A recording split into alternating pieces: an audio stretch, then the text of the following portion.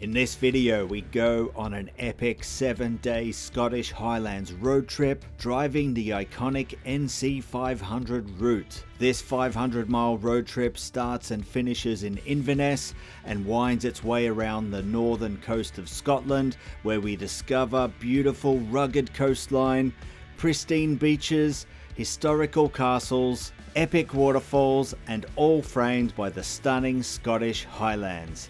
We also take a detour off the NC500 to climb the tallest mountain in the UK, Ben Nevis. So come join us on this epic Scottish Highlands adventure.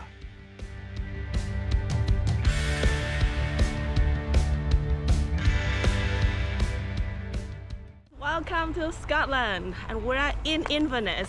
So these next couple of days we are going to be doing the NC500 road trip. Yeah, so the NC500 is a 516-mile road trip around the north coast of Scotland. It's supposed to be one of the most beautiful scenic drives in the world, so we're super excited to bring you along with us. So we have a jam-packed itinerary planned where we've got castles, locks, waterfalls, and of course, beautiful coastal scenery. So yeah, let's not hang about here. Let's hit the road. Go. We drove the NC500 in the anti-clockwise direction, leaving Inverness, heading up the east coast towards John O'Groats, where we stayed for the first 2 nights. Alright guys, so we've made it to our first stop. So we're just outside of Inverness in a region called the Black Isle. So this spot right here is called Chanonary Point. So here is supposed to be a great place to spot bottlenose dolphins. So yeah, we're just walking along this pebbly beach here and looking out behind us into the ocean, trying to find these dolphins. So yeah, we haven't spotted any yet. It's a little bit foggy, so the visibility isn't the best, but yeah, no dolphins. But yeah, there's also a lighthouse behind us, but you can't get close to it. It says it's private property, but yeah, pretty neat from here. So let's keep hunting for dolphins. Have you spotted any dolphins yet, Nat? No, nothing. It's very still here though, isn't it? Very calm, Still. but no dolphins.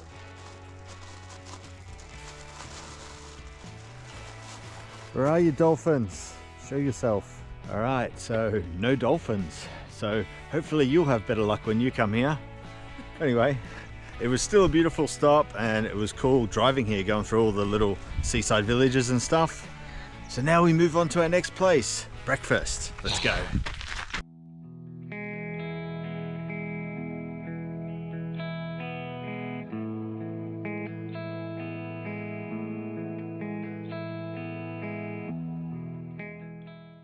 Alright, so we've just gone a short distance from Chanonary Point and we're still on the Black Isle.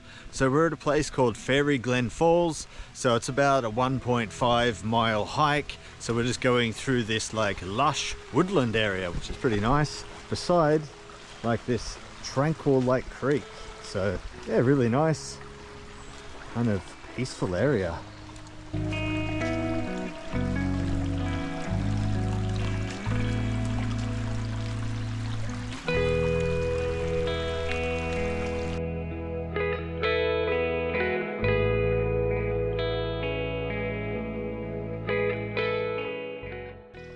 So we've come across this tranquil little pond here. Apparently people swim in it. Not sure if I'd want to swim in there, but the water does look super clear. You can see the bottom. So beautiful though, those reflections. Onward we go through this lush woodland to the falls.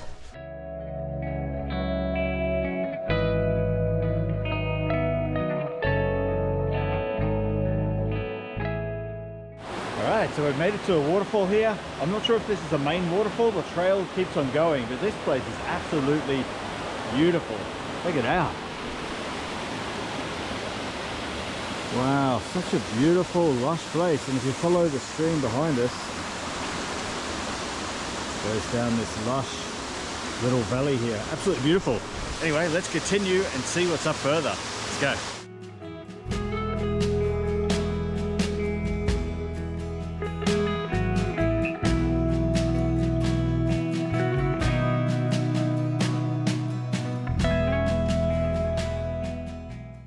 Look at these coins embedded into the stump here. They're so deep. How did they get them in there and why are they here? Let us know in the comments if you know. What's your theory? I don't know, ceremony, something? Ceremony? What ceremony of what? The stump ceremony. Because this is a fairy Pagan. land. Oh yeah, maybe. Yeah, it's like some sort of Maybe it's to get a wish to come true or something. it's a legend kind of thing. If only we had a coin to stick in there.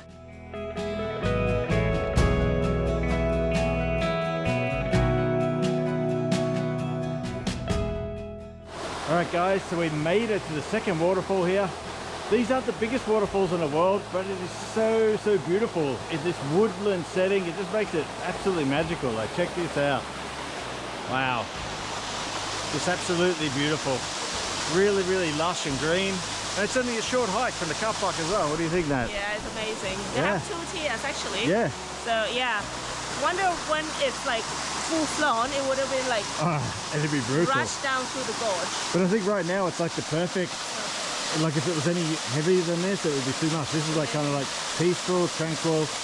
Yeah, and we're surrounded by all this lush greenery. There's like a bridge over here. Yeah, and the walk through the woodland here, so lush, so beautiful, amazing. Anyway, we're gonna check out this for a little bit, head back and go on to our next spot. We'll see you there.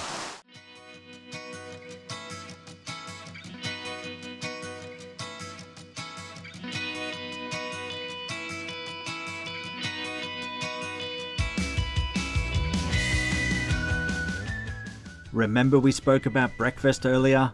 Well, our next stop was Cocoa Mountain in a place called Dornoch. So Cocoa Mountain is a Scottish chocolatier. This place is an obligatory stop on the NC500. They are famous for making the best hot chocolate, so it was the perfect place to have our late breakfast. Alright, so we finally made it for a very late breakfast, which is more like a lunch. And this is Cocoa Mountain. So we got ourselves hot chocolate, a mocha, very epic looking croissant. And this is some sort of chocolate. Caramel chocolate. Caramel cookie. chocolate chip cookie. Looks awesome. Apparently it's the best hot chocolate. I don't know if it's in the world or in Scotland or just in this part of the world, but apparently it's the best hot chocolate. So let's try it. That's good. Oh yeah, look at it. I don't know what's on top, but lots of different colours. Oh my god. It's like layers of chocolate on top. White chocolate. Not as sweet as what I was expecting. Oh, it's really delicious though. Not sure if it's the best, but it's delicious. Oh yeah. It's a claim to fame, Cocoa Mountain, the best hot chocolate. Alright guys, next stop is another lush green woodland. So we are going to the Big Burn waterfall. So this is a similar distance, about 1.7 kilometers. No, sorry, 1.7 miles round trip to the waterfall. And again, big large forest. I enjoy this walk so much. What about you? Yeah, very nice. Nice, perfect temperature today as well to hike through this beautiful lush woodland. Yeah, the air's so fresh. I can hike this all day long. Oh yeah. Yeah, see you when we get there.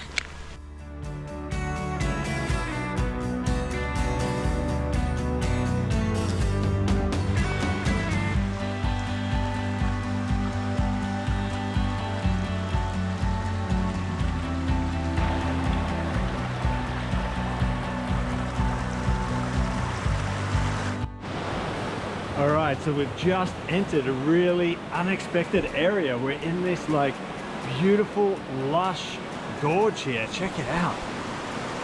Like so green, so beautiful. This place is just magical, totally unexpected. Amazing.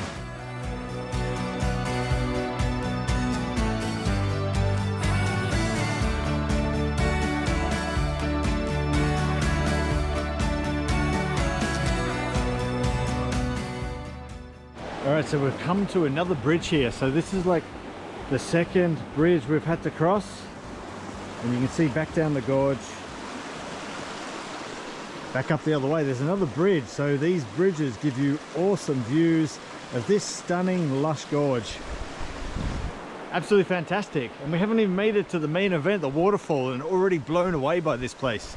Totally didn't expect this. We come to the NC500 for the coastline, but yet we're getting this amazing woodland and forest area as well. Alright, I've got to navigate this mud here. Oh. Oh. Alright, almost at this next bridge, so let's go check it out. Amazing. Absolutely beautiful. Oh my god. Hey, check this out. There's like a little waterfall down there, and then we've got the water coming down over here. Yeah, and back down the gorge. Absolutely amazing. Cool. Let's get going. Alright, so we're now right near the waterfall apparently. Some people told us. And now we've got this little bit of boardwalk. Viewing platform, nice and strong. Yeah, and there's a viewing platform right here at the end of this boardwalk. Let's have a look. Oh. Oh wow. Very, very cool. It's just around the corner. Oh, that's amazing.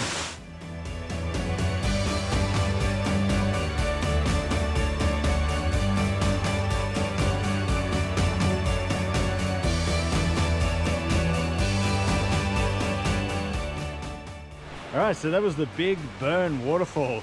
Absolutely amazing. Like, we were just talking about it there, and Nat was saying, like, you just come around the corner and there it is. It's like hidden, but you can hear it as you approach, and then you got that little peek around the corner and there it is. Absolutely beautiful. Really fantastic walk here, going through this lush woodland, through this beautiful gorge. Absolutely amazing. Definitely add this to your NC 500 itinerary.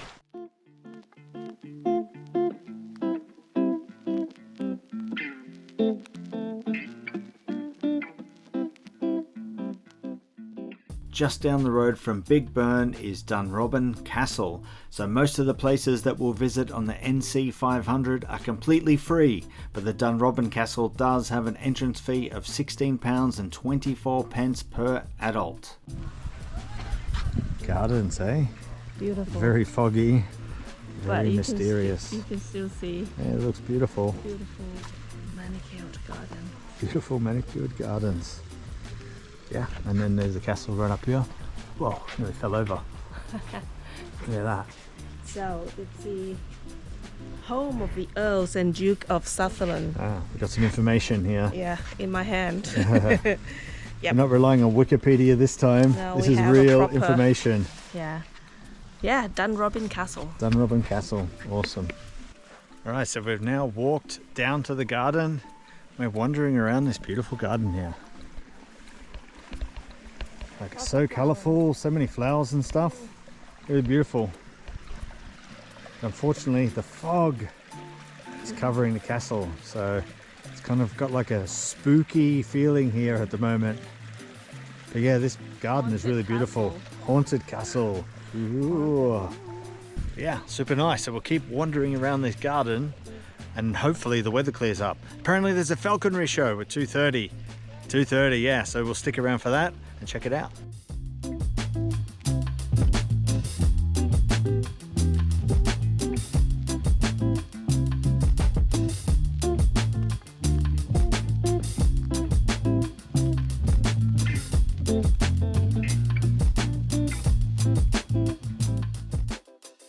They have croquet set up here. They got all the gear. I wonder if you're just allowed to use it.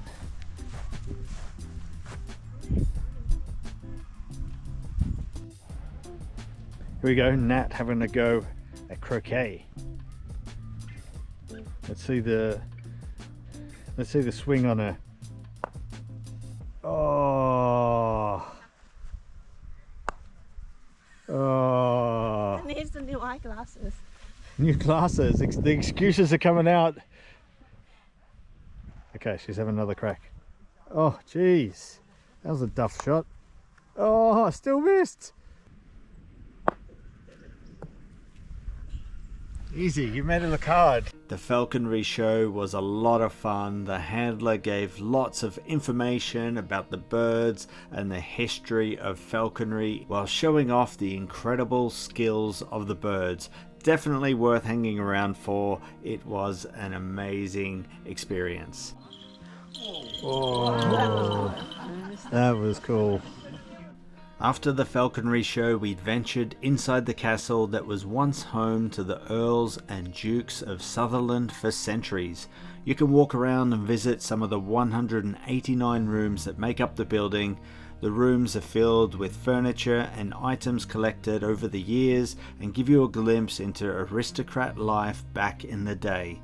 The most impressive room though is probably the library that features over 10,000 books, and it has lion skin rugs, fancy looking portraits. It looked like something out of a movie set or something.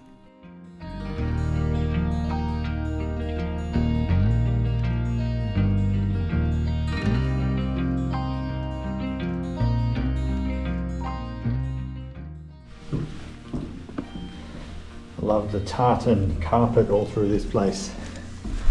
Very Scottish.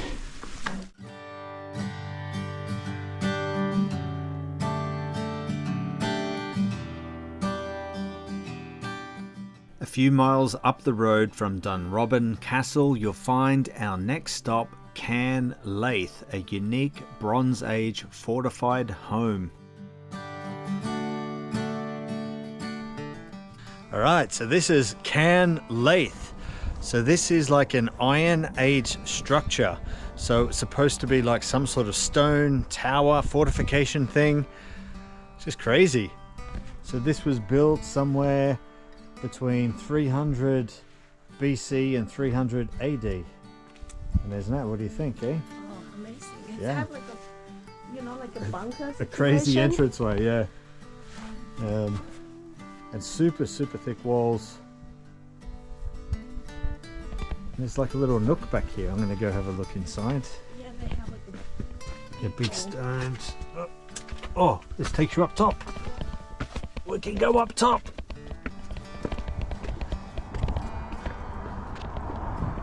Haha, nice. Then you can look down into this place and get an aerial view. Oh, really cool.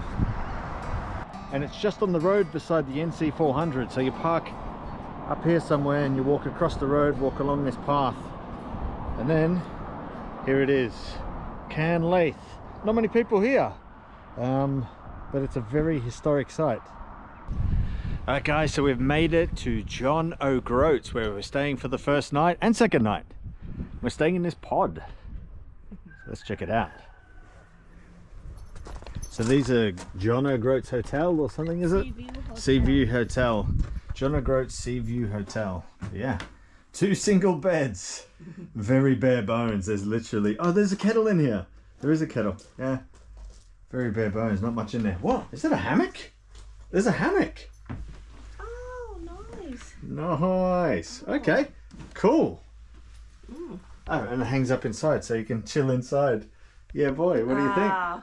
It's just room for one, the hammock. I'll chill in bed. It's fine. Cool. All right. Nice. All right. Well, we're going to go to the pub and have dinner and stuff. But yeah, see you later. Alrighty, so we're now at the John O'Groats Seaview Hotel at the bar, having ourselves a Scottish beer, a Tennent's. So cheers, Nat. Yeah. Day 1 of the NC500 done. It's been a long day. Whew.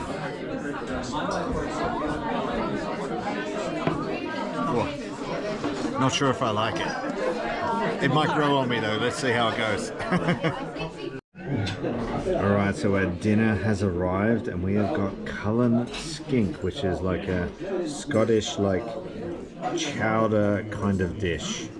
So it's got haddock in there and cream and all this sort of stuff. Potatoes and onions. Yeah. We have fish and chips, y'all.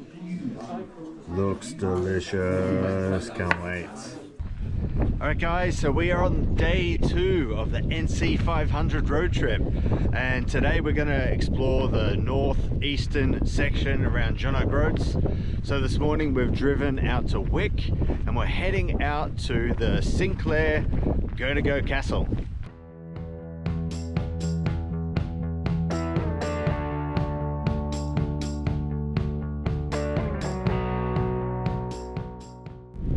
Alright guys, so we made it to Castle Sinclair Go. So this is a beautiful castle that was built in the 13th century and it's super picturesque, like sitting on the edge of the cliff here overlooking this dramatic coastline.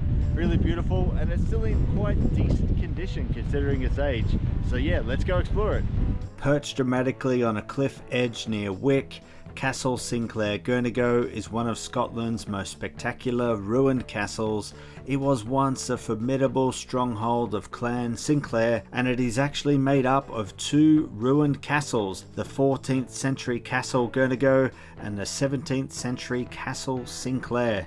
This place is a really beautiful spot, especially for photography lovers and those interested in history. You can also cross the moat and explore part of the interior of the castle.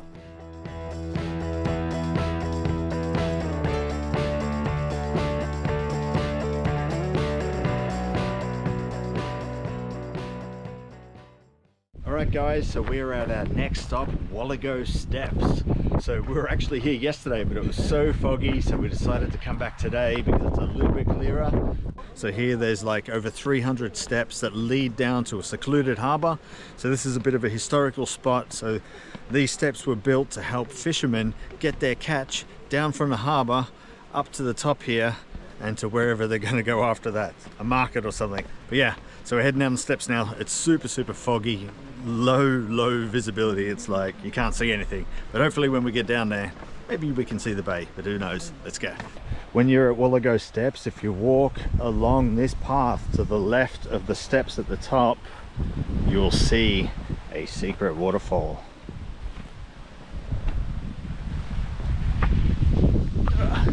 Go up and check it out. Absolutely amazing. Oh my god. We saw some really amazing waterfalls during our trip on the NC500, but this one here was really unique. The way it just pours over the edge of the cliff into the ocean, surrounded by all this really beautiful coastline. Such a really unique and beautiful waterfall.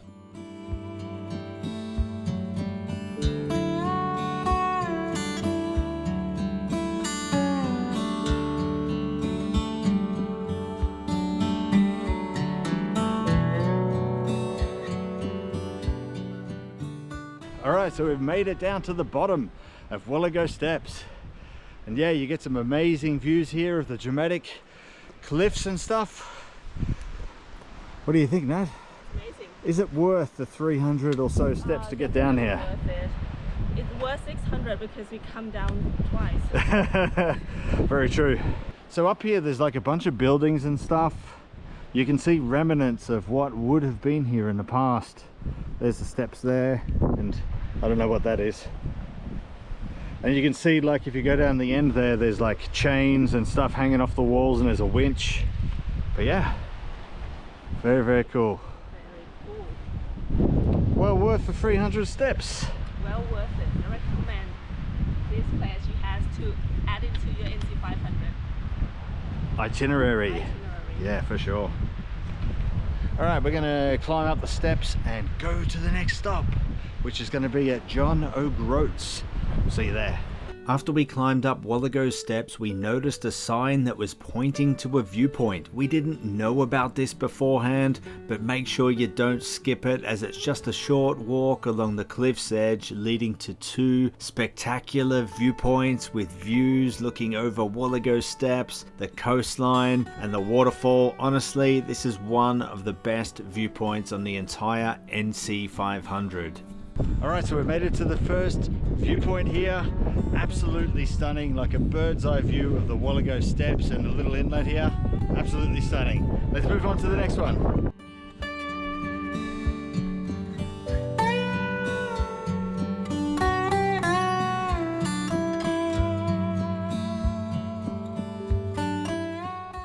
All right, I'm almost at the viewpoint now. This is going to be absolutely epic. I can already see what it's going to look like. So you're going to walk right out to the tippy end here. Whoa, up here. Oh my lord, oh my days, oh my days.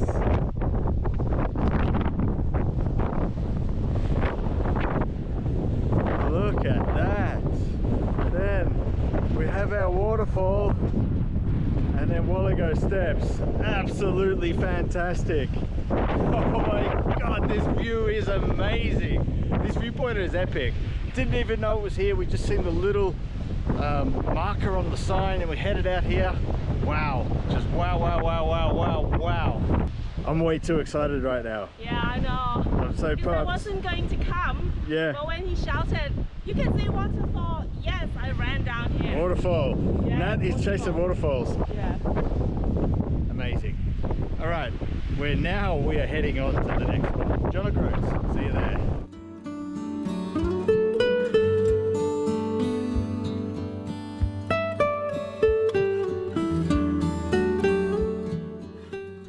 Alright guys, if you go to the viewpoint, it is right at the tip here. There's like a post out there with a yellow top on it. Head there for the best views on the NC500. Well, this is only day 2, so that might be an early call, but so far, day 2, best views, NC500.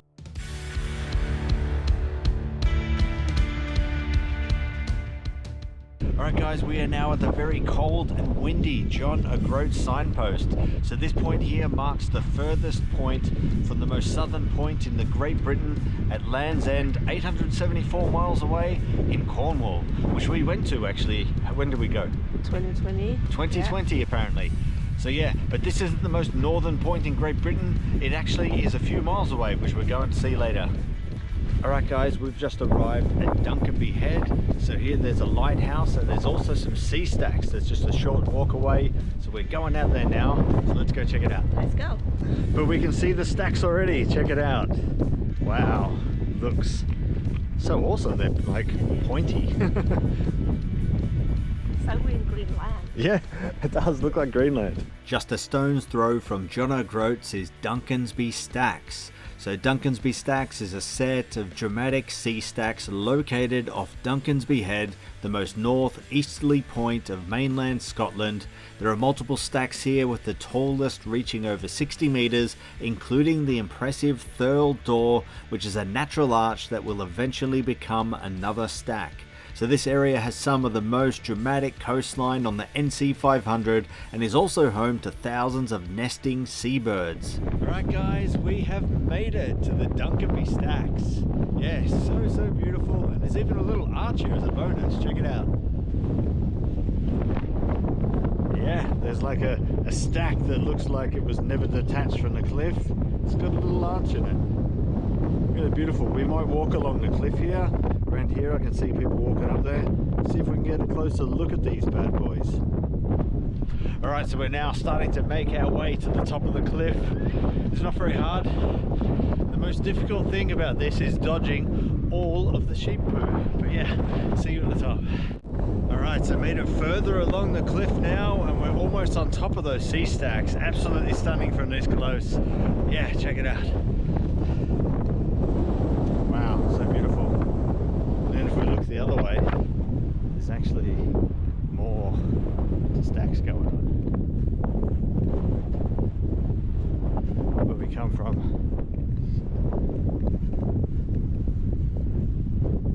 So that's where we're looking from before, looking back at the stacks.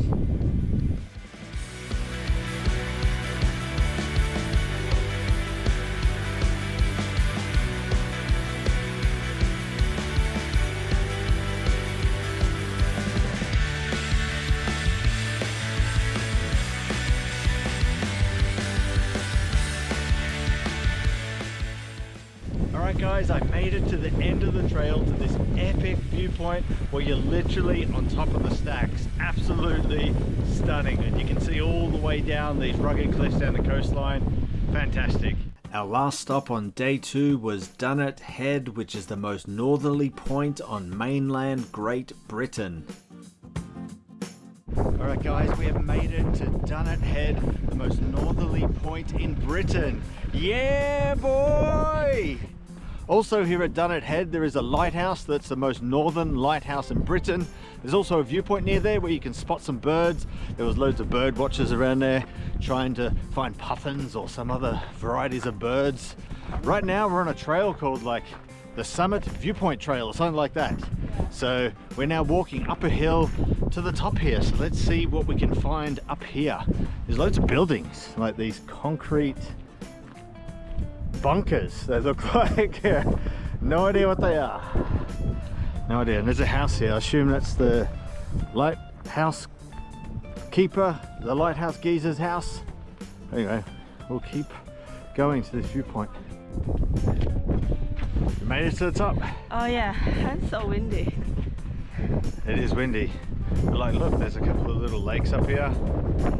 We can see all the way back where we come from, down this way towards John O'Groats. The Orkney Islands out this way. And I don't know what's out this way. There's more coastline. That's where we're going tomorrow. That way. Oh yeah. Yeah, cool. Alright. Let's go. It's cold. It's windy. For like, yeah, you've been to the summit. Been to the mountaintop.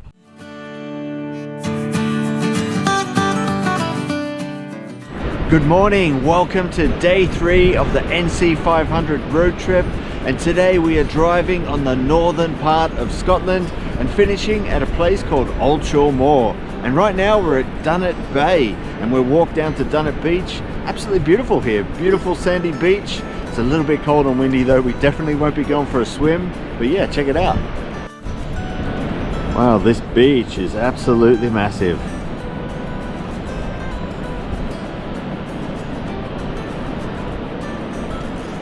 And up there is the Dunnet Head where we were yesterday, the most northerly point in Great Britain. Alrighty, so we are at our first stop of the day, Strathy Beach. So we've just parked up next to the cemetery there and we're walking down to the beach. So yeah, you got to walk through this grassland here. Let's see. Yeah, so today's not really the beach kind of day. It is a bit windy and cold, but let's go check it out.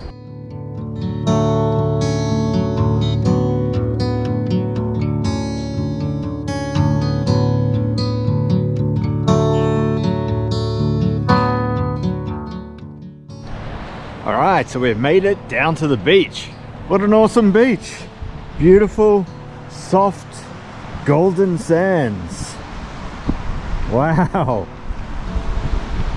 If only the weather was nice enough to go for a swim. And then at this end of the beach, we've got a bunch of rocks. Strathy Beach is a beautiful, remote beach, a really nice place to come and stroll along the sandy beach and take in the beauty of the area.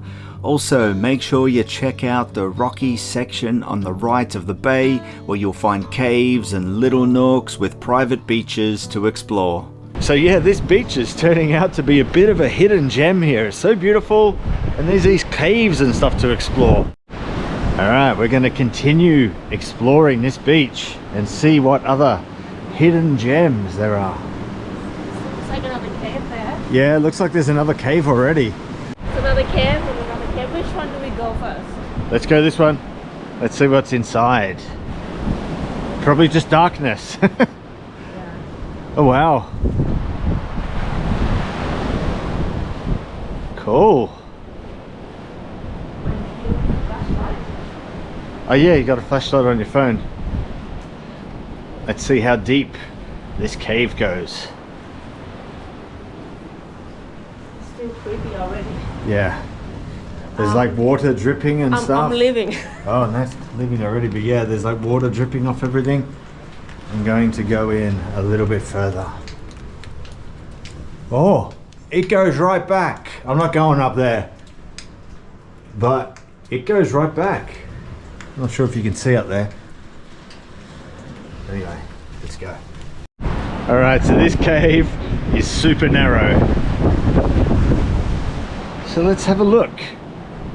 You mean it's like a slot canyon? So. Yeah, it is. It's like a slot canyon. It goes through the end. can see. You can go all the way through? Yeah, it's through. Oh wow. I'm not sure about... Have you got the courage to go through? Alright, come. Okay. Let's do it. Let's go through to the other side. Oh yeah, let's go. Wow. Alright. It's quite tight. Oh boy, oh my days. Oh, this tricky bit on the way out. Oh yeah. You gotta be...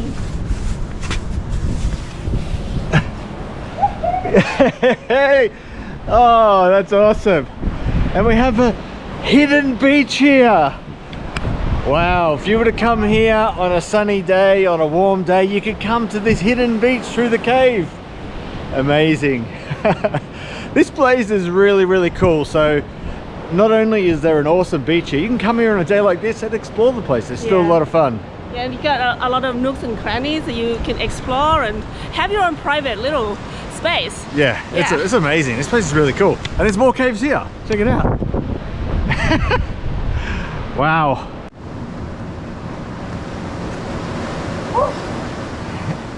That's a slot canyon. So awesome, so unexpected. Amazing, yeah. An ocean slot canyon. Yeah. All right, and then you got this beautiful coastline as well. Rugged coastline across the other side. Such a picturesque spot. So now we're going to climb all the way up those sand dunes back up to the cemetery and then navigate that brutal single track road back out to the main NC500. So anyway, let's roll.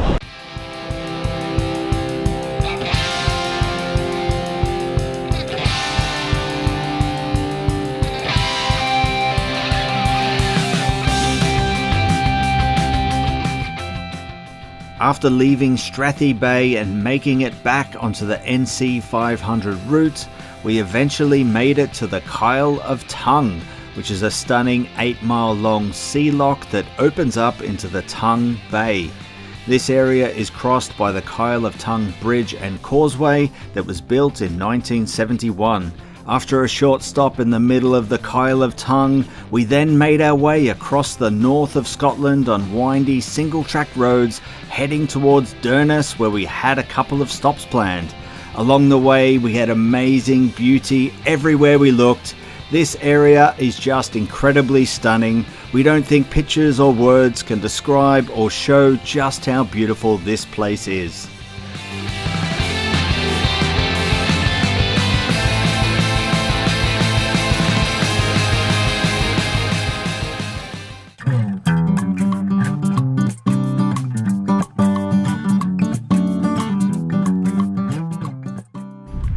Alright guys, we've arrived at our next stop, Smoo Cave. So this is a giant cave that you can go inside, and apparently there's a waterfall inside. So if you look, it looks like it's at the end of this little inlet here, and I think we've got to walk down here. So we've got to climb up there. So we've got to climb up there and go down into the cave. So let's do it. That's already on the way. She's leaving me behind. Alright, let's go. There it is, folks. Smoo Cave. It is giant. Absolutely huge. Alright guys, we're just arriving at Smoo Cave here. Check out how big this cave is. It's so wide, the mouth of it, right? Big entrance. Yeah, the entrance is massive. Can't get over it. It just looks like an arch under the bridge or something, but yeah. Let's go explore it. Let's go. Let's do it. Wow, look at all the colours here on the rock. Really fascinating. Yeah, look around. Cave is really, really big. Smoo Cave is a massive cave system that was formed by both sea erosion and a freshwater stream. The impressive entrance is one of Britain's largest that leads to an inner chamber featuring a 25-meter waterfall. And if you fancy it, you can go deeper into the cave where you need to take a guided boat tour. Alright, so you have to cross the river here over this bridge. That's what we're doing now. Take care of some waterfall sound. Yeah, we can hear the waterfall already. Alright guys, so we've made it to the waterfall now. Absolutely awesome. So it cascades through the cave here and then flows out through the entrance. Alright guys, so that was Smoo Cave. Really awesome. That waterfall inside the cave was really beautiful, like really unexpected. Normally I'm not the biggest fan of caves, but that was absolutely stunning. So now we're just walking back to the car. We parked up all the way up here on the hill here and walked down because the car park was full next to the cave. There's only a few spots, so it costs £2 per hour to park up here. So we're going to hit the road and see you at the next stop. Located just a short distance up the road from Smoo Cave, you'll find Sango Sands. This is a spectacular golden sand beach, and it's probably one of the most beautiful beaches in the UK, making it one of the most popular stops on the NC500, and for good reason. Alright guys, we've arrived at our next stop, Sango Sands. So this place has a beautiful beach here. Check it out. Like white sand, beautiful, crystal clear blue water. And we're now heading up here where there's an epic viewpoint. Let's go. Alright, so to get to the viewpoint, you've got to walk past the caravan park here. You can see the caravan park here. And we're kind of walking along the side of the cliff with the beach on the other side. There is that. As you walk so far out to this viewpoint. It's quite windy, but it's so beautiful, right? Yeah, I nearly fell down there. Whoa! And I just did fall over. So don't walk backwards and try and film. It is always a bad idea. Yeah, especially on the cliff side. Yeah, especially on the cliff side.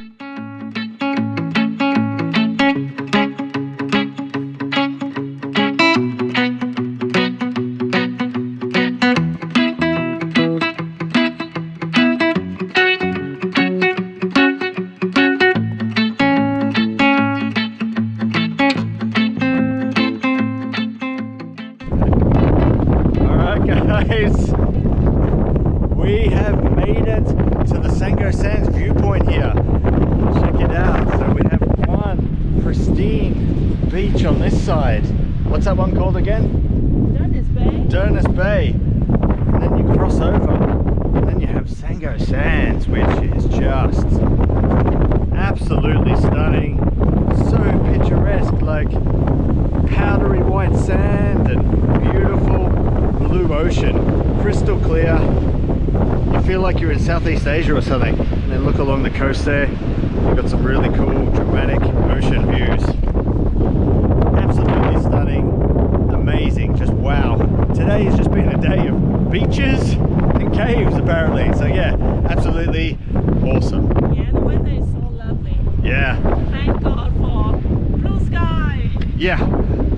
Yeah, we were talking about this the other day when it was foggy. We would prefer it to rain than be foggy because at least then you can see everything. But today it's a little bit windy, as you can probably tell, but it's a beautiful day.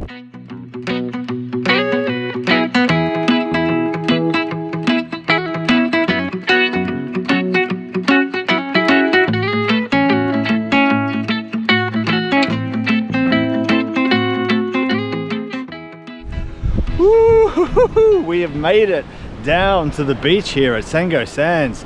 Absolutely stunning. Check it out. Beautiful water, the sand. Look at that. Just powdery kind of white sand. And these are stacks of rocks, these black stacks of rocks, just, you know, contrast with the sand and make it even more dramatic. Yeah, really awesome. Just wish, once again, it was warm enough to go for a swim. I would love to dive into this beautiful looking ocean, but I do not have the kahunas for it, to be fair. Oh, and that's gonna put a toe in the water, apparently. It's hot now, just running down. Okay. It's not the swim we're after, but it'll do. At least one of us will touch the Sango Sands water. Oh, she's going deeper. Nice. Refreshing? Very refreshing. Yeah. Look at that. Beautiful. Alright guys, we've made it to our accommodation. We're staying at a place called Old Shore Moor Retreat. We've got this cute little cabin here. Check it out. Well, it's a pod, but it also has a little kitchen in here. Check it out. Like we have the bed there. We have Nat chilling on our little hangout area. Lovely and this theme. little kitchen. Oh, puffins! We got puffins. Oh, we've got puffins everywhere. Awesome. Really, really cool. Yeah, so this place has coffee station, so it's small, but it's got everything we need for a couple of days. Yeah. Awesome. And a complimentary basket. Oh yeah, that complimentary basket, wine, some cracker things. Orkney thin oat crackers and some Scottish fudge. Fudge. Awesome. Well, we'll enjoy that, won't we? Good morning guys, this is day 4 on NC500. So today we are starting to explore the western side of the route. The weather is not very good today, but we go on. So the first stop today is Cow School Bridge. We'll see you there.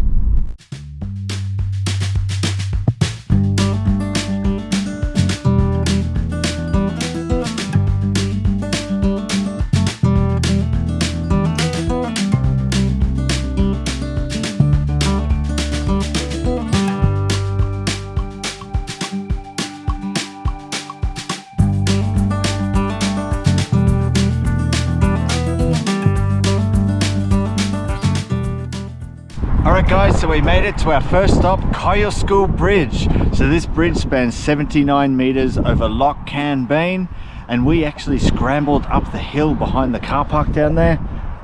So if you come up here, you can get this epic view from up here. It's almost like a drone shot. Really, really cool. So yeah, let's hit the road. Alright guys, so we're at our next stop. We're going out to Wailing Widow's Falls. So here there's this dramatic waterfall that pours out of a loch into a gorge below. So the loch is called Loch Naganich, and it's just here, right in front of us. So there are 2 viewpoints you can go to. You can walk through the gorge and see the waterfall from below, or you can walk across the top like we are now, and you can see the waterfall from above. So yeah, we're going to do both. So we're going to go top first, and then we're going to go down to see it from the bottom. So let's go. But it is very boggy here, so we've got to kind of navigate this wet, boggy terrain. Where do we go now? Where's the next step? There we go. Whoop. So there we go. We're going to just follow the high ground, essentially. Oh.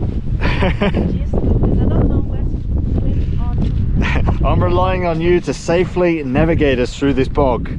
Whoa! I nearly fell over. Whoa! Oh, there we go. I survived. Oh my god. All right, this is dangerous stuff. I'm going to stop recording and we'll see you at the waterfall.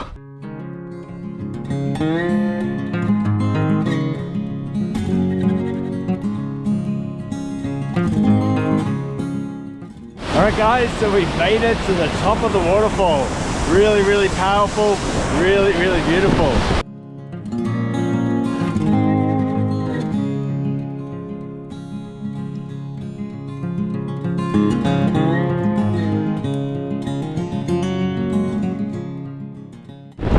Alright, so we've now parked up at the bottom car park and we're making our way out to the waterfall. So, as you can see, we're kind of going along the side of the river here, or creek, or whatever it is. It's very like rocky and muddy here. But yeah, we'll push through this and we'll see you out there.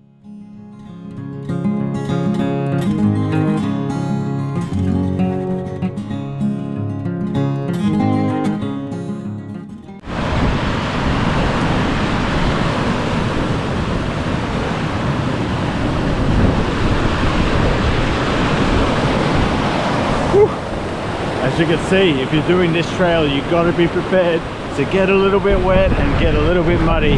But we're about to go around the corner and see the waterfall, so let's see if it's all worth it. Whoa, look at that. Look at that. Oh my god, check it out. Absolutely amazing. Wow. Wow, wow, wow. What a beautiful waterfall. Absolutely stunning. It's a definitely worth getting wet feet and a little bit of mud on you. Wow. It's boggy. It's very boggy, but look at that. But it's amazing. Is it worth it? Yeah, it's worth it. Definitely.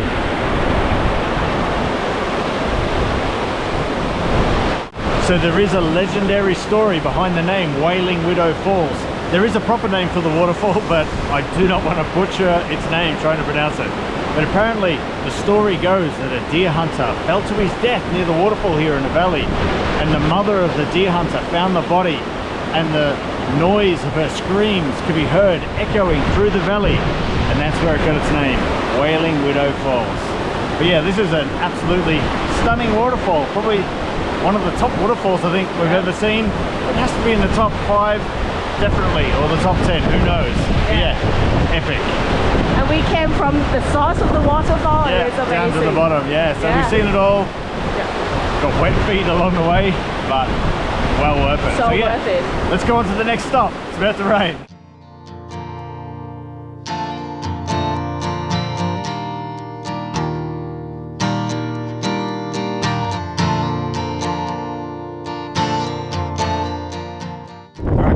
About 5 miles up the road from Wailing Widow Falls. We're on the shores of Loch Assynt, and right behind me is Ardrech Castle, once a stronghold to the MacLeods of Assynt. And I'm a MacLeod, and I've come back to claim Ardrech Castle for the family. Let's go check it out. The castle was built around 1490 and sits prominently on the banks of the loch, surrounded by the stunning beauty of the Scottish Highlands. And while standing here, I could only imagine that once upon a time a distant relative might have walked these halls, feasted on pheasants and downed some mead.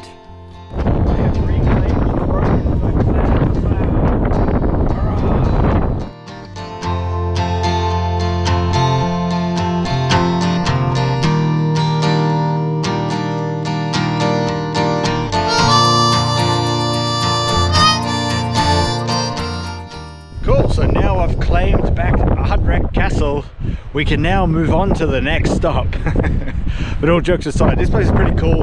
There's not much left of the castle, just the front facade, but you can walk around on the little island here that's kind of just joined by a little peninsula to the mainland. Really cool, and get different perspective from the castle from different angles and stuff, and also look around the loch. It has been raining on and off all day, which we've just kind of just been dodging in and out of the rain, but it seems to come and go pretty quickly. But yeah, still really awesome spot. Now we're going to move on to the next one, and just like that, it's raining again. Absolutely wild. Like, rains for 5 minutes, stops for 5 minutes, the sun comes out, but now we're getting drenched again. Our next stop was for lunch, where we pulled in at Loch Inver, a charming little fishing village which boasts the second largest fishing port in Scotland. So we had heard about the pies here at the Loch Inver Larder, so we had to stop and try them out. Alright guys, so we've stopped by a little village called Loch Inver, and we went to a famous pie shop there, Loch Inver Larder. So we got ourselves a couple of pies here, steak and ale and smoked haddock. We also have a sweet one that we're going to eat tonight. But yeah, this place is famous for pies. All they sell is pies. So I got the steak and ale, so I'm going to try this bad boy now. And if you look at it, super crusty, super plump. Look how plump that is. Wow. Whew, it's really heavy and hefty as well. Oh yeah. Look at that. It's jam-packed full of meat, and oh, it's amazing. It is so plumply filled. I don't think I'm going to be able to eat my dinner. Oh yeah. That's really good. Yeah, unbelievable how heavy it is. Awesome.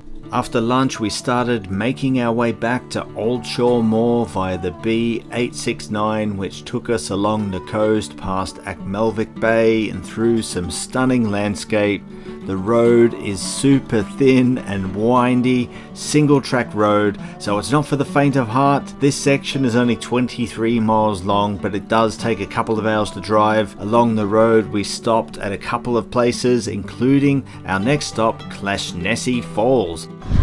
Alright, so our next stop is Clashnessie Falls.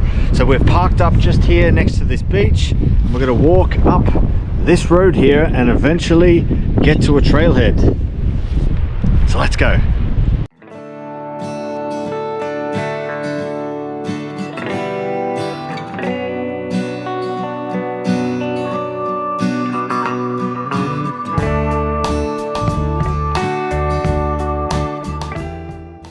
Alright, so we've just left the road and now we're walking down like a farmer's driveway or something, heading towards the falls. So you don't have to go far before you see it. You can actually see it from the road also.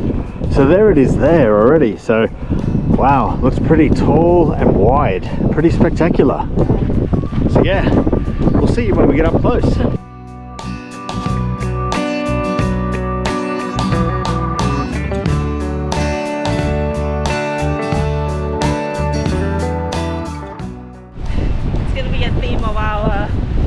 Day today. Yeah, walking through this mud and bog. Fun and games.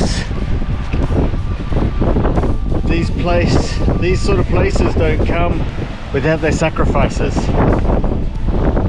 Today, those are our shoes.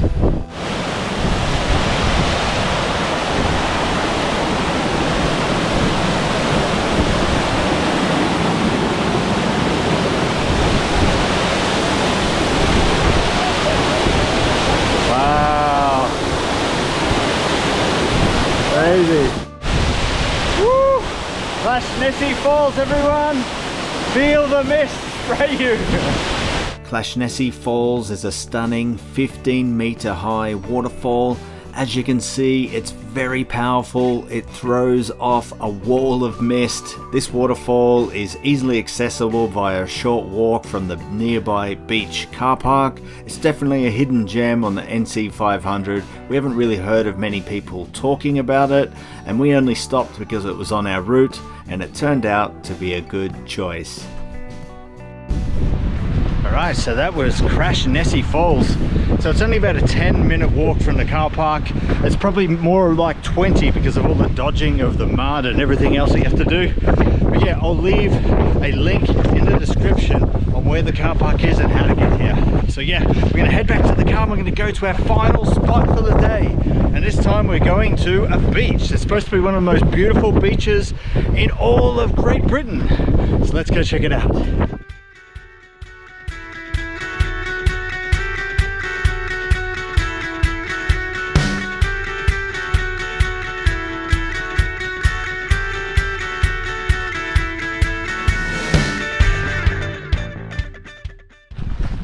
Alright, so we're at our last stop for the day, which is Old Shawmore Beach. So it's right near where we're staying.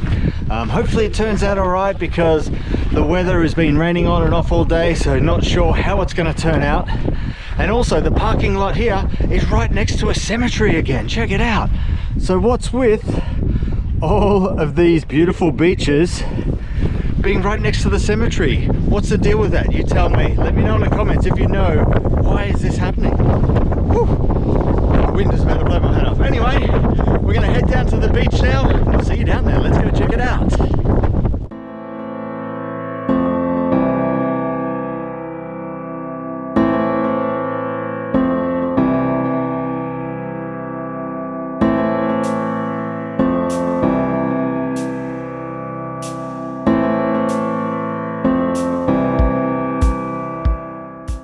Alright, there it is guys behind me, Old Shawmore Beach.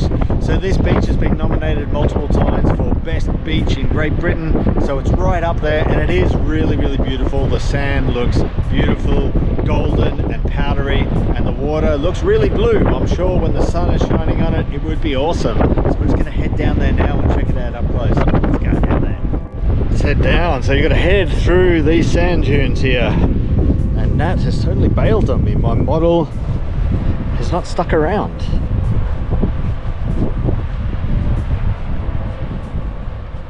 Wow, it looks really beautiful. Once again, beautiful sand.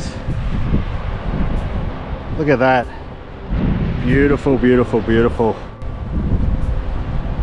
There is Nat already exploring over there. There we go. Wow. Another fantastic beach. Can you believe that we are in Scotland? And these are the beaches they have in Scotland. Absolutely fantastic. If it was only a little bit warmer, people will be coming here to swim and sit in resorts and stuff instead of Thailand. What do you think?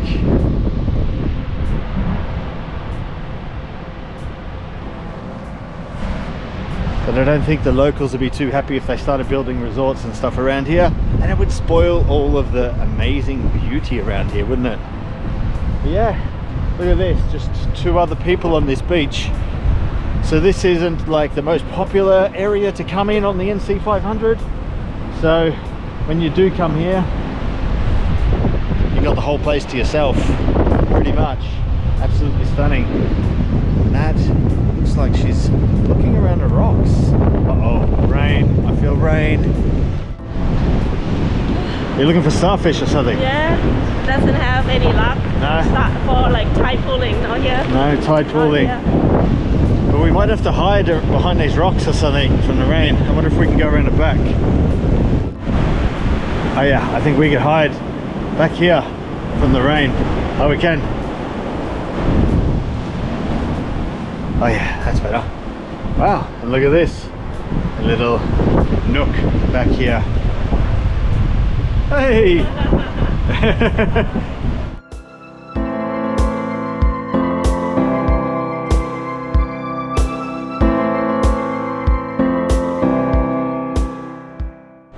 Another absolutely amazing beach.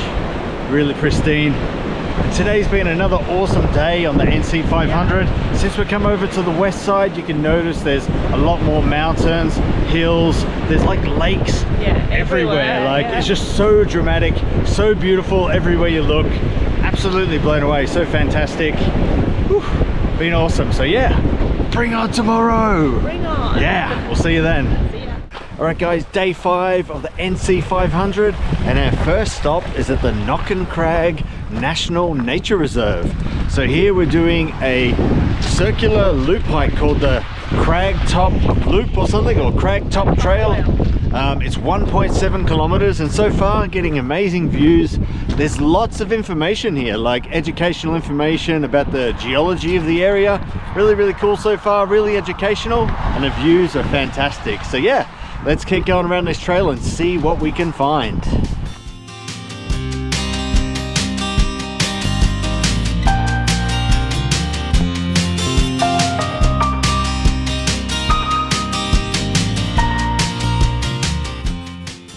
Alright, so this ball here is very popular. A lot of people just come up, hike here, take a photo and go back down. But we're going to continue on down the trail. Absolutely spectacular, this trail. Look at this, right on the edge of the hill here with these fantastic views looking over the Scottish Highlands. And there's literally like little lakes dotted around everywhere. Really beautiful.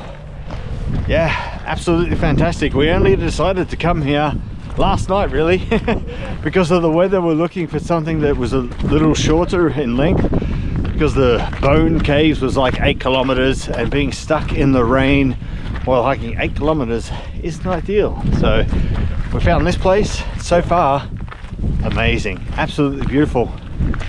Lots of steps on this trail. Yeah, practicing for Ben Nevis. Look at those views though. And around. Oh, I nearly fell over. Viewpoint now. You can see the rain is coming in very quickly.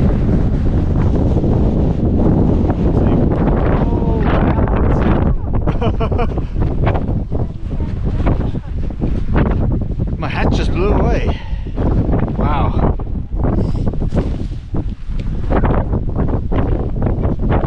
Recovered my hat.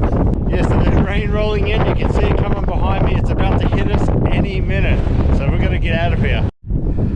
started raining now, folks. And we have a double rainbow. Oh, it's a single rainbow now. Oh no, a faint double rainbow. It's just popping out, yeah. But yeah, as expected, it's raining. It's raining. So, but we complete the you know, we went to the summit. Yeah, we're heading down. Yeah, we're heading down now. But yeah, let's go. Let's get out of this rain. Yeah. Kind of walking across the top of the mountain now, and you can see more of the lakes here. There's like loads of them behind the original lake we can see. Really cool. Got a bird's eye view. But it's super windy, super cold. The wind is like ice. And because we're getting wet as well, twice as bad. But hey ho. And it looks like there's another installation up here. Alright, so we have another rock sculpture here overlooking this picturesque view. Absolutely fantastic.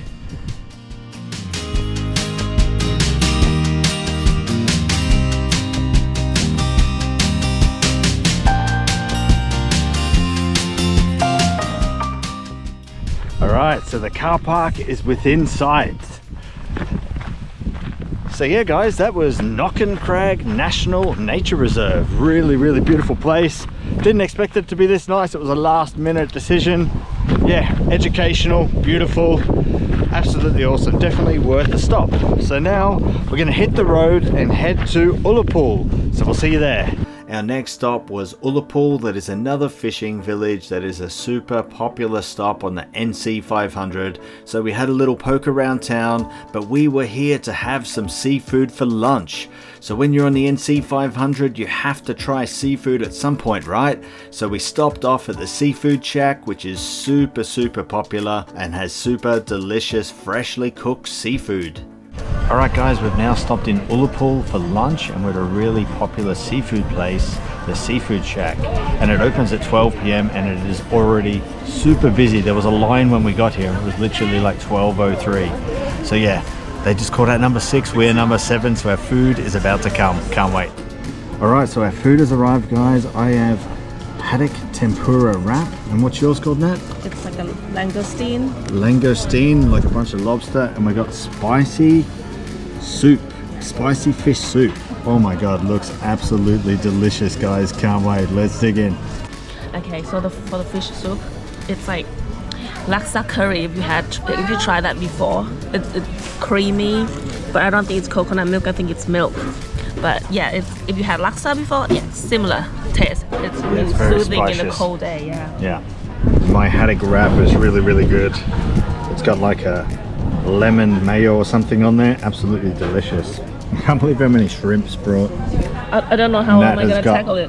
Look at it. I thought it was already, you know, she's got a whole school of shrimp there to eat. So everything here at the Seafood Shack is cooked fresh to order and is absolutely delicious. Definitely stop here on your NC500 road trip.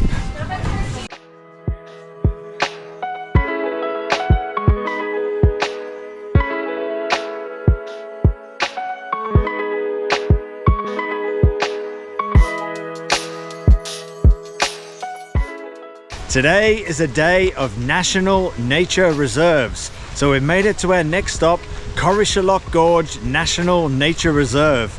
So here there's a short trail that runs through the gorge past waterfalls and streams and stuff. Looks pretty neat.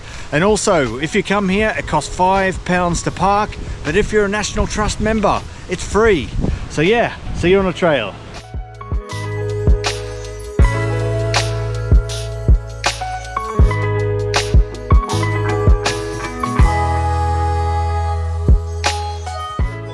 Alright, so we've arrived at our first named waterfall. This is called the Stepped Falls. So it looks kind of cool here, in amongst the ferns. Alright, our second waterfall, Rocky Falls.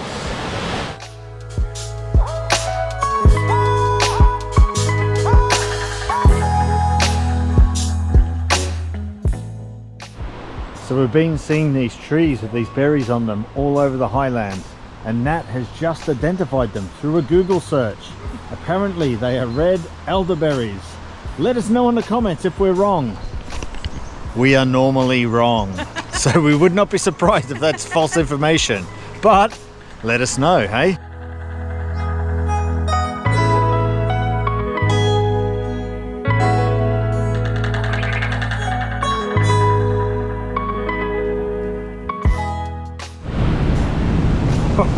Oh my god. Wow, guys, this is so impressive. Absolutely phenomenal. Check it out. Holy moly. The Corishalloch Gorge is a dramatic mile-long chasm carved out by glacial meltwater. Here you'll find a suspension bridge that crosses the gorge over a spectacular 45-meter waterfall. You can look down the gorge from here, where you get to see two more waterfalls that plunge over the edge of the cliffs into the rushing water below. So after you go across the bridge, follow the path around to another viewpoint where you look back the other way where you come from towards the suspension bridge and waterfalls. Alright, so we've made it to a viewing platform. This is Meesuck Falls that plunges 45 meters into the gorge. And then we've got a bonus waterfall to the right there. Absolutely awesome.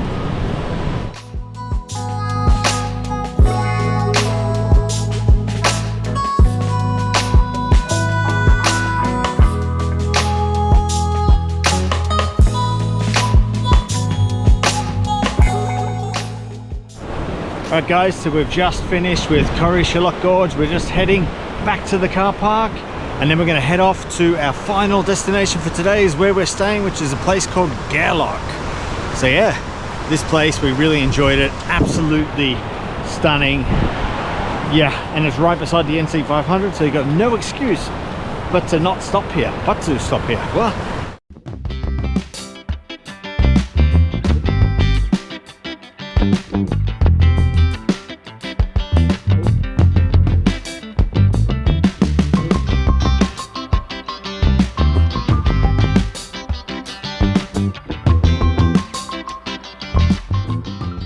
good morning everyone, day 6 on the NC500 road trip.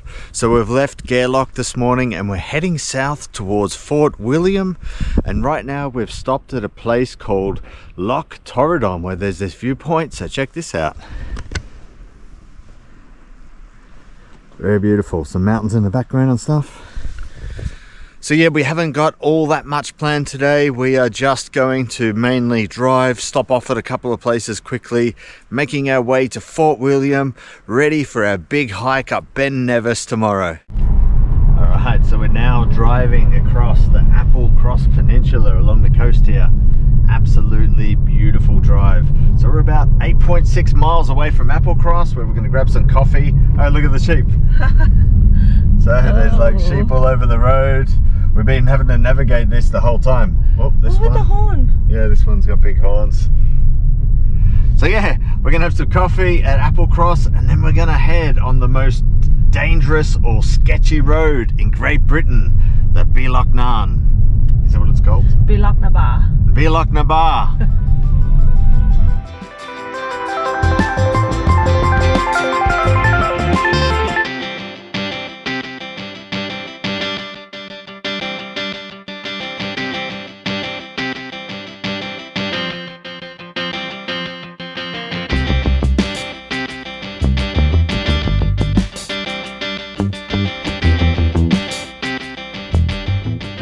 Alright guys, so we've made it to Applecross, where we have stopped for some breakfast at the Big Grill Society. So we've got ourselves egg and bacon rolls and coffee.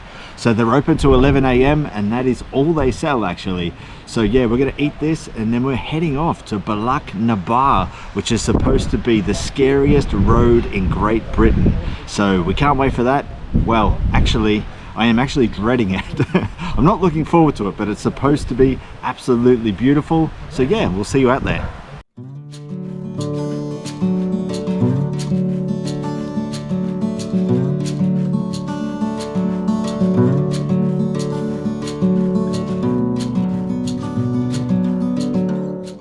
Alright guys, so we're about to start climbing the mountain here. It is super narrow road. Very hard to pass people here, but it is a white knuckle ride. Check it out. The Bar is an iconic and challenging drive on the NC500, known for its steep and winding single-track roads. This route carves its way through the mountains of the Applecross Peninsula, featuring dramatic hairpin bends and gradients as high as 20%. At its summit, the pass offers spectacular panoramic views, including the Isle of Skye on a clear day. Alright, so just a quick stop at the Bar viewpoint. Absolutely stunning views from here, looking back where we come from. Absolutely freezing and windy here, so let's get back on the road.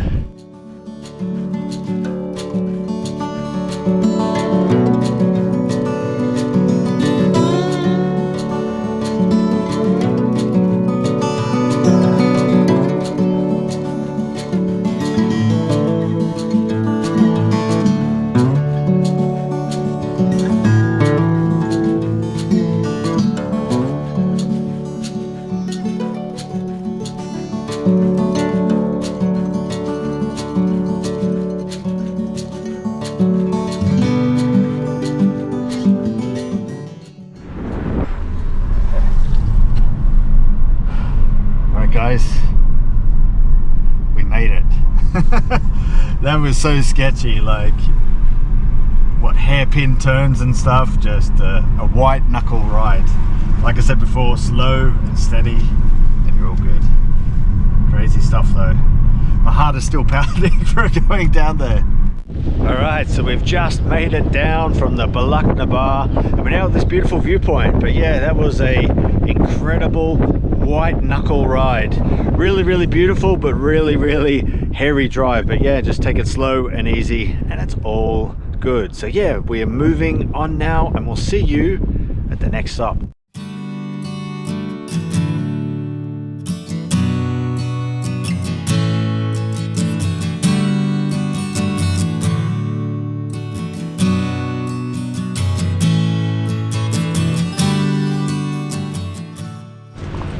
Alright guys, so we're at our next stop. This is probably one of the most iconic castles in all of Scotland, the Eilean Donnan Castle, that was once a stronghold for the Mackenzies and the McRaes. So yeah, this is a spectacular place, really beautiful, and we've come here at the right time where the water is like higher up and it goes under the bridge and stuff. Just a really spectacular and beautiful place. So let's go explore this place.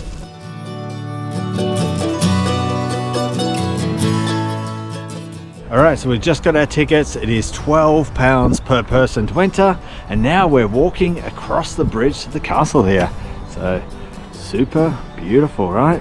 The Eilean Donnan Castle is arguably Scotland's most iconic castle. It was originally built in the 13th century to defend against Viking attacks. It sits on a small island at the confluence of 3 sea locks that is connected to the mainland by a picturesque stone bridge. This place is very popular, and unlike other places, there is quite a lot of parking. We explored all around the exterior of the castle, taking in all the views around the lock, as well as the interior, which we weren't allowed to film, but it was filled with period furniture, relics from the past, and loads of interesting information and clan history. If you're sticking to the NC500 route, from here you would make your way back to Inverness, but we have one last adventure left in Scotland as we're heading off to our next stop in Fort William. Alright, so we've now arrived at the Glenfinnan Viaduct. So it took us a couple of hours to arrive here, and it was a bit of a ball ache to get parking. We had to do a couple of laps before the car park became available because it was full. So we kind of just had to wait for people to leave and stuff. So now we're here, we're parked up. It cost £5 to park, and now we're walking out to the viewpoint. So I'm not sure how far it is, it didn't say it on the boards, but it doesn't look that far because the viaduct is right in front of us here. Another stump full of money. Why do people do this? How do they get it in so deep? Let us know the answer to this mystery in the comments.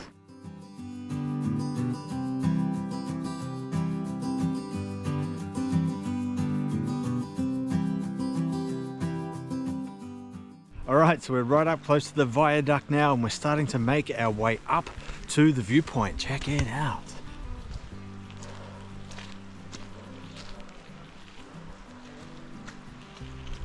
Wow.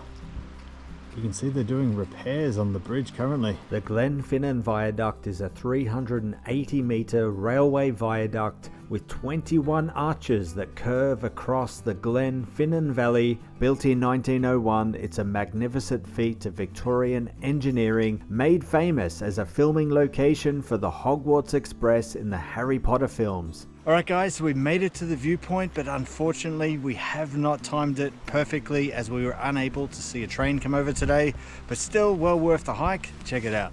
So if you want to see the famous steam train cross the viaduct, you'll need to time your visit perfectly by looking online at the train times, and also they have up-to-date information on the board at the car park.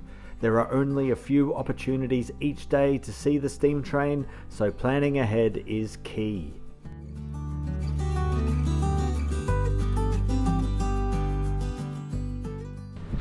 Alright, so that was the Glenfinnan Viaduct, so we're now heading back to the car park. So it's only about a 10-minute walk to go up to that viewpoint. It took us longer to find a car park to get into this place. So yeah, really beautiful spot, but obviously it loses a bit of its magic if you don't get to see that steam train come across the viaduct there. But still pretty awesome and worth the effort. So yeah, we are now heading to Fort William. Alright, so we've arrived to Fort Williams. We're in a hotel. It's called Croit Anna Fort William. So this looks like your normal sort of room. We have our bathroom. Here is the bedroom. And then we have a lock view out the window. Very nice. So yeah, we're only here for one night though, because tomorrow we're going to conquer Ben Nevis.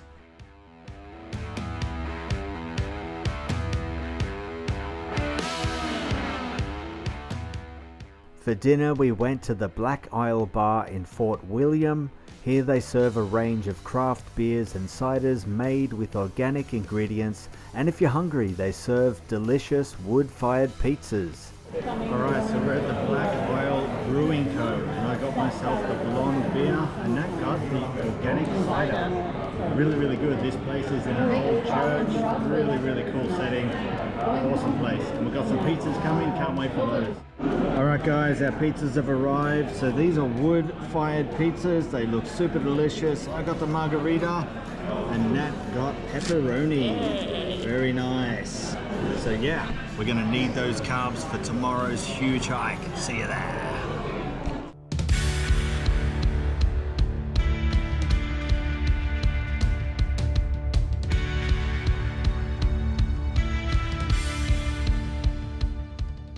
Good morning everyone, we are at the Ben Nevis Visitor Centre just outside of Fort William. Here we're going to start the 15.9 kilometre journey to the summit of Ben Nevis. We'll need to negotiate 1,342 metres of elevation gain. It's going to be a tough journey, but we're so looking forward to this. It's one of our bucket list hikes, so let's not hang about here, let's hit the trail.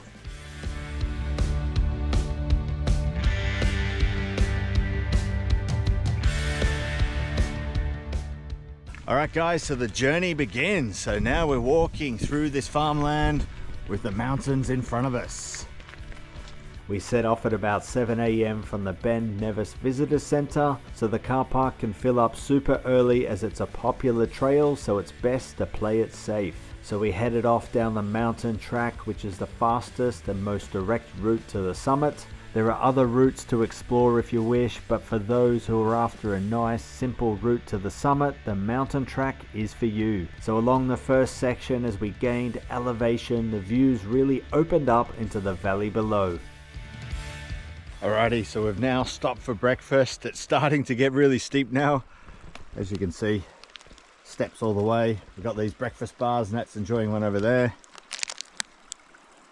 Very nice. We've got these beautiful views as well, but we can't see Ben Nevis yet. But still enjoying this fantastic place.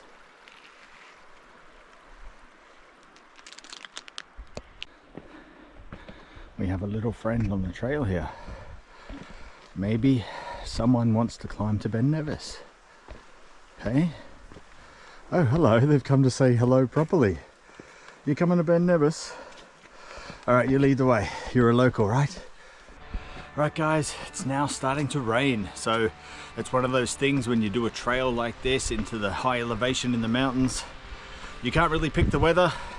The weather picks you, but hopefully by the time we get to the summit, the weather clears up. According to the weather report, around 11, 12 o'clock, it's supposed to be sunny. So fingers crossed that all goes to plan. But for now, we're just going to cover up and endure this rain.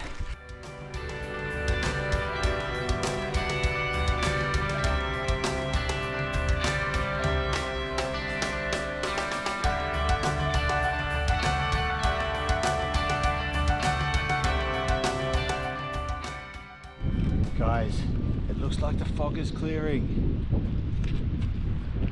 It looks like it to me, right? Does that look like the fog is clearing off the top there? I think so, I think. Before it was lower down. And if we look back, there's a patch of blue sky. There is hope on the horizon, folks. It stopped raining. The fog is clearing. A blue patch on the horizon. Yeah, it's all looking good. So yeah, now we're marching on. We can see people coming around the side of the mountain here. So we're slowly making our way up and around what we think is Ben Nevis right here. All right, so we're now passing this small lake here. It's very mysterious, shrouded in fog. All right, so that tells us we are halfway to the summit now, which is good news. And right now we're starting to get some really good views. We're starting to see right down into the valley. We can see the locks out there. Right behind that hill in front of us here is Fort William, and down there is the Ben Nevis Visitor Centre, and you can see the trail that we've walked up all the way up here through that valley, past this lake, now up here, and then onwards and up. Let's go.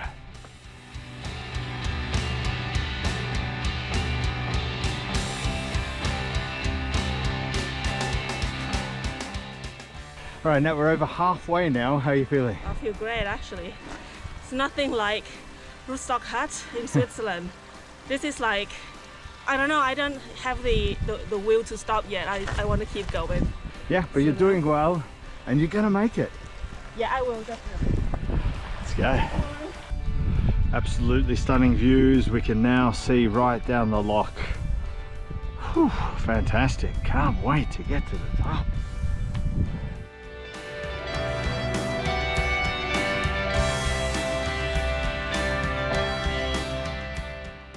All right, so we're starting to make our way a little higher now.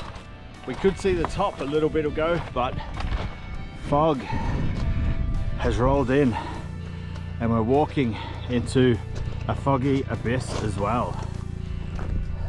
And our views are starting to get clouded up as well. It's not good. It was looking good and now it's getting foggy. Come on. Hold out on us, weather.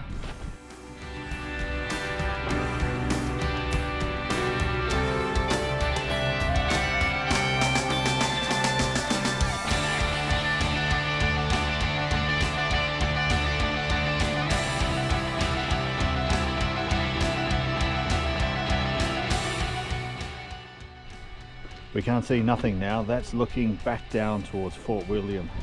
Complete whiteout. But on we go. We're about 1 mile from the top now. All right, guys, look at this. We are now in a winter wonderland. Wow. There is literally just snow everywhere. And as you can imagine, it's quite cold up here. Yeah, it's beautiful.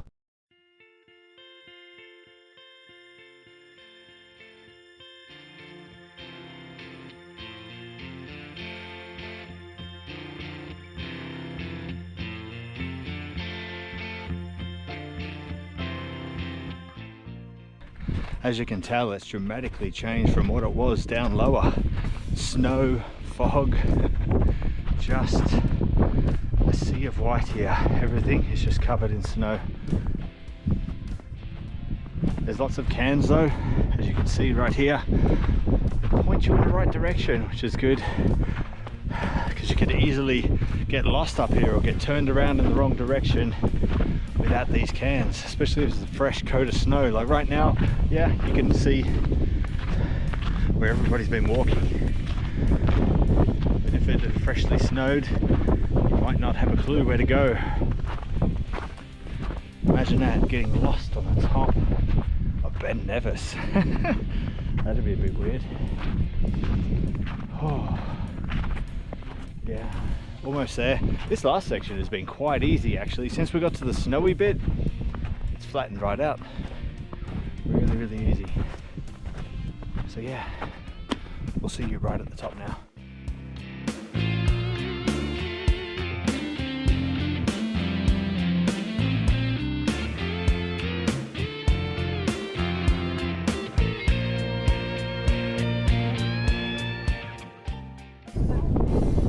Guys, we have made it to the summit of Ben Nevis.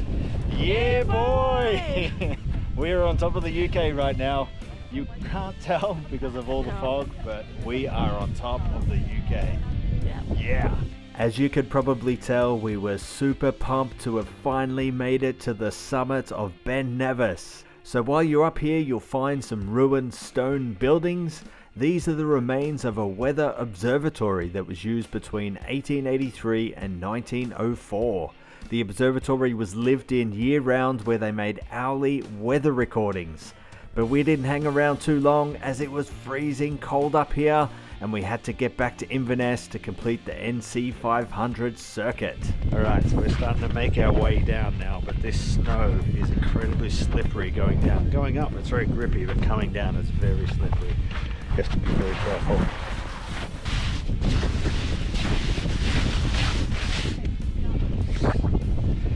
The slide technique. Not very safe, but it gets you down fast.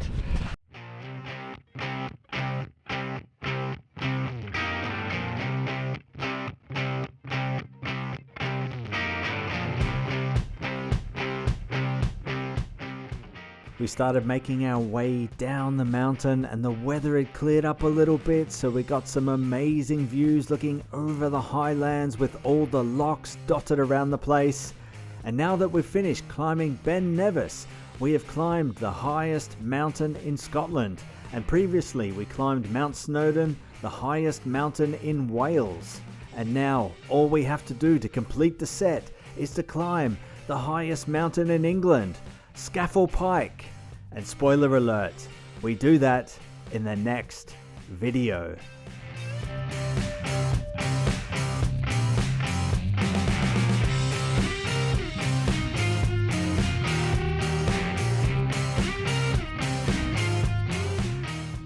Alright guys, we're almost back at the Ben Nevis Visitor Centre that we started at almost 7 hours ago.